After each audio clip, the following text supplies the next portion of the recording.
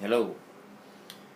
Uh, this is the intro to a new playlist called um, well, here's a brief description of it. There was a time early in my coaching when I would run into coaching philosophies where, because I was raised as a competitive skater for the last decade I skated or more, I was essentially raised under a different set of rules than most skaters experience. What we used to call recreational skaters, nowadays they're called star skaters.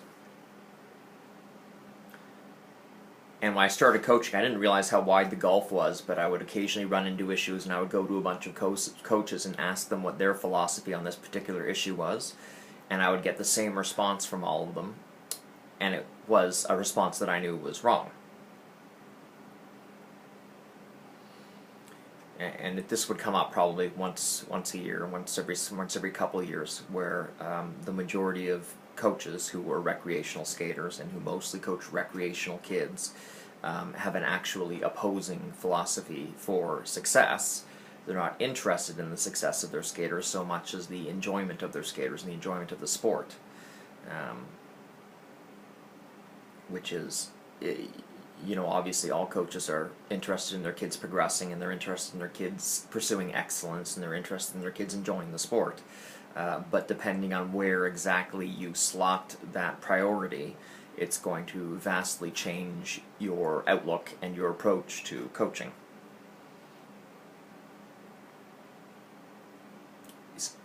These glasses look quite silly on the iPad, iPhone, whatever it is. Anyway, now I kind of chalk that up to a difference in priorities for a while, but then at some point,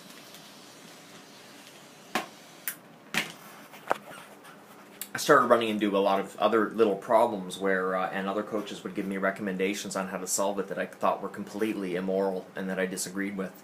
And yet most of the coaches seem to have no problem following these very strange rules in my eyes, and I refuse to. And it continually causes me problems, the fact that I choose to do things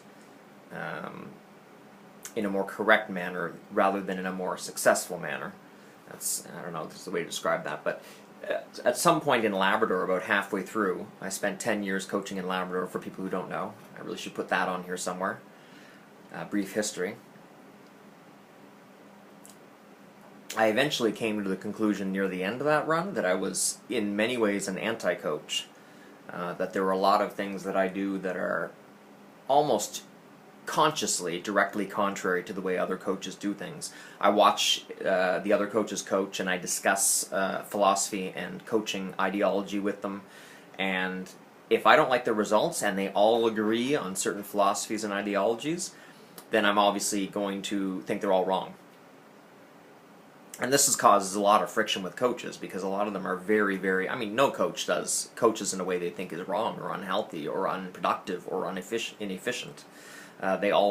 Most coaches believe that they're coaching the absolute best that they possibly can, and obviously all coaches don't get the same results.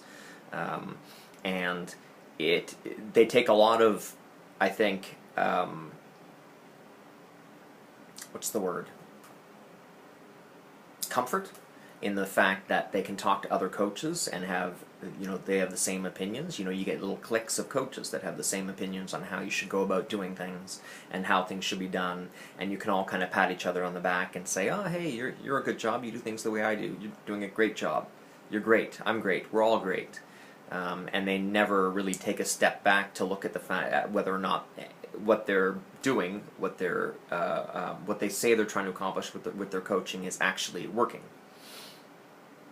And then if another clique does things differently, there tends to be a lot of conflict between the two cliques, each calling the other one's way of doing things incorrect.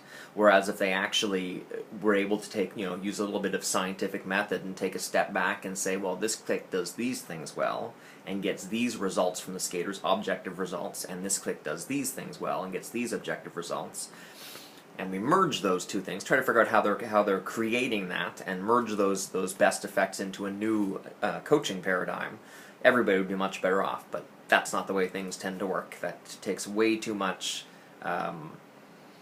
Takes way too much swallowing of ego. Most coaches are way too interested in selling their brand than in improving their brand. If that's the correct way to say it, probably not. You have to have a great deal of humility and a great deal of willingness to change and a great deal of willingness to admit that the way you used to do things was wrong. I've mentioned this in a couple videos, but most people are aware that if you go to clinics with international level coaches and you go to a few clinics in a row, you'll find that they actually change their technique from clinic to clinic to clinic, and occasionally do the opposite technique in a clinic that they did 3, 4, 5, 8 years ago. Now, as skaters, you're not going to see that as much because the changeover tends to happen over about a 10-year period. But as coaches, if you've been around 10, 15, 20 years going to clinics, you're going to realize that the techniques that we were using 10 years ago are often the opposite of what we're using now. And those, occasionally when I go to a clinic, I like to challenge and argue with the course conductors, obviously. And the answer I usually get is, oh yeah, we were totally wrong 10 years ago. The way we're doing it now is way better. It's better because of this, and they have all this biomechanical breakdown and rationale for why they do things. So most very successful, highly successful coaches, especially on an international level, are quite willing to throw out all their technique every 3 or 4 years and constantly try new things. If some of it doesn't work, great. But if it works, not only do they throw out the old stuff, but they are willing to admit we were wrong when we did that old stuff, which is something really hard to swallow for a lot of people. Especially, I don't know, for some reason small towns and small communities, which Nova Scotia is, they want to believe that their coach is perfect and does everything wonderfully, and as soon as you say, well, last year I was doing that wrong and this year we're going to change it to this, it puts that doubt in their mind. Well, if you didn't know what you were doing a year ago, maybe you don't know what you're doing now, which is probably the case, but anybody who's willing to adjust and upgrade and try things and do things is probably getting better as they go on, which is why coaches that have been coaching 10, 15, 20, 25 years are better across the board, as an average, much, much better than new coaches. New coaches just haven't learned a lot of the lessons of how flimsy technical knowledge is. It doesn't matter how strong you are in technical knowledge and coaching knowledge coming into coaching, because within 2 years, all of that's going to be useless. And if a lot of the young coaches come in very ideological and very sure that the way they're doing things is right, with lots of confidence and lots of energy and lots of intensity, which parents love to see, but they're very set in their ways. What they learned as a skater is what they think is right, and it takes them 3, 4, 5, 6 years, a few clinics. It takes a lot of experience, life experience, coaching experience, to realize that you have to be a little more flexible, a little more open-minded, a little more. You have to adjust on a constant, regular basis in order to keep up with, in order to keep your coaching top well honed. Anyway, that was a rather long rant that didn't have a lot to do with this. But irregardless of that constant changing in technique, in formulation, in productivity, in methodology, in it's the way everything you do in your coaching, I still find there's things I do that conflict with the majority of coaches. So I'm going to go through, just for my own amusement, if nothing else, I'm going to go through some of the and again, this is a big topic that I can't really deal with as a whole, so I'm going to chip off little pieces of anti-coaching and spell them out and spell out why I do them and highlight them so that when the parents come to realize that, oh yeah, David's doing that very differently than this coach and this coach and this coach, geez, David must be wrong, then you can go look at these videos, hopefully, and say, oh, that makes total sense. I think that explained it enough.